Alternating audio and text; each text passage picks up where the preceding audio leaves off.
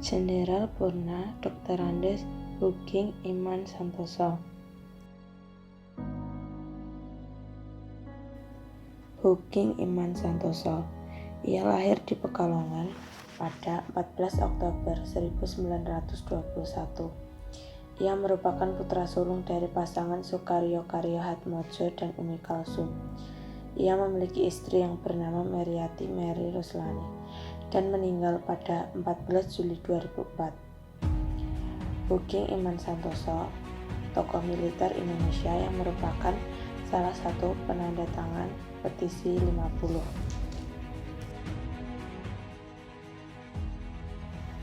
Pendidikan Hugeng Iman Santoso yang pertama, HIS pada tahun 1934 dan Mulobi di Pekalongan pada tahun 1937.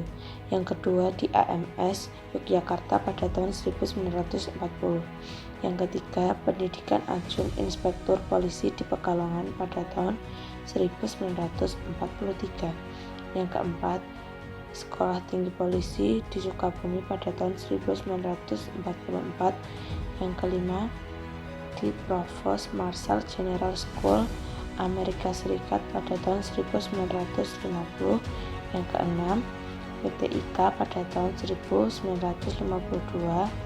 Dan yang terakhir, pendidikan Brimob di Porong 1959.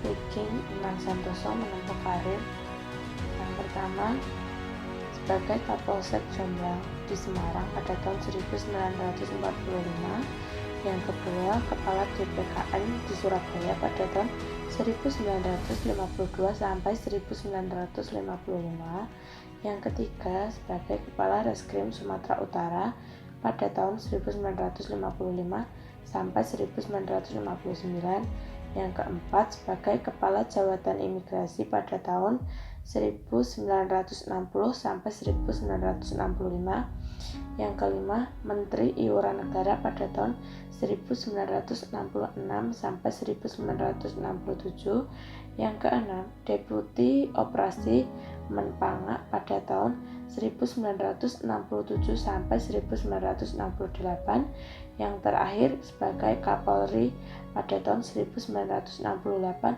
sampai 1971.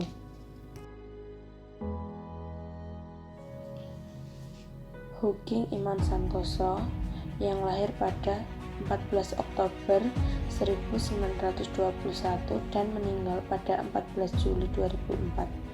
Beliau merupakan salah satu tokoh kepolisian Indonesia yang pernah menjabat sebagai Kepala Kepolisian Negara Republik Indonesia yang kelima.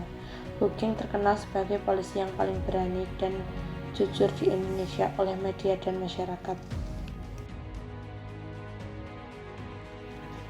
Beliau mengemban misi menegakkan kejujuran dalam memberantas berbagai kasus, seperti kasus suap dan kasus korupsi. Jenderal Hugeng tidak segan untuk menindak kasus tersebut dan tak pandang bulu. Hingga kini kelahiran Jenderal Hugeng diperingati oleh bangsa Indonesia untuk menghormati segala jasa beliau dalam menegakkan kebenaran. Jenderal Hugeng ialah sosok yang tegas dan selalu waspada ketika menjalankan misi pembersihan paham komunis dalam tubuh AKRI. Ia tidak segan menahan rekan sesama militer yang terlibat dalam PKI. Jenderal Hugeng juga dikenal sebagai tokoh yang rendah hati. Ia tidak menyombongkan diri kepada rakyat. Sosoknya yang rendah hati menjadi tauladan bagi masyarakat. Jenderal Hugeng memiliki prinsip yang kuat untuk tidak menerima suap maupun korupsi. Baginya, lebih baik hidup melarat daripada menerima suap atau korupsi. Dia pernah dirayu oleh seorang pengusaha yang terlibat kasus penyelundupan agar kasus tersebut tak dilanjutkan ke pengadilan. Namun Jenderal Hugeng tidak peduli siapa backing penyelundup tersebut. Semua tetap akan diproses secara hukum.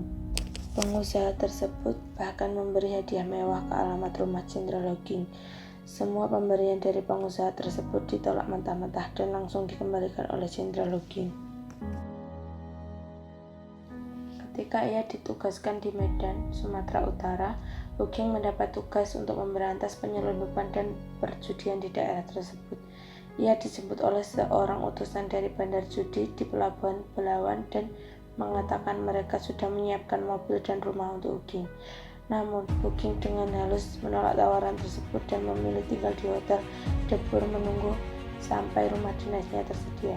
Setelah rumah dinas tersebut tersedia, di dalamnya sudah ada berbagai barang mewah, mulai dari kulkas, piano, tab, hingga sofa mahal. Jenderal Huging langsung memerintahkan polisi pembantunya dan para kuli angkut mengeluarkan semua barang itu dari rumahnya. Bagi Jenderal Huging, sumpah jabatan dan sumpah sebagai polisi Republik Indonesia adalah harga mati. Teladan yang dapat diambil dari Jenderal Huging juga tentang kerendahan hatinya terhadap masyarakat dan anak buahnya. Ia masih turun ke jalan untuk mengatur lalu lintas di perempatan, meski dirinya sudah menjadi Kapolri dengan pangkat Jenderal Bintang 4.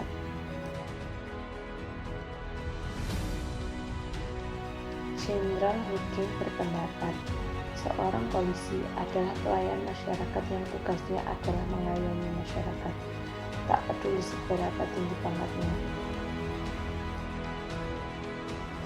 Dan pada akhirnya, Huging mengakhiri masa jabatannya pada tanggal 2 Oktober 1971 dan selanjutnya digantikan oleh Muhammad Hasan.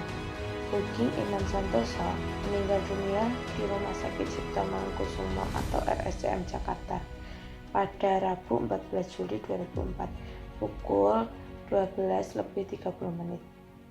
Ia dirawat sejak 13 Mei 2004 di Rumah Sakit Polri Kramat Jati, Jakarta akibat mengalami stroke, nyumbatan saluran pembuluh jantung, dan pendarahan bagian lambung. Huging dimakamkan di Taman Gede, Bogor, Jawa Barat pada Rabu siang 14 Juli 2004. Selesaikan tugas dengan kejujuran, karena kita masih bisa makan nasi dengan garam. Huging Iman Santoso, 2004.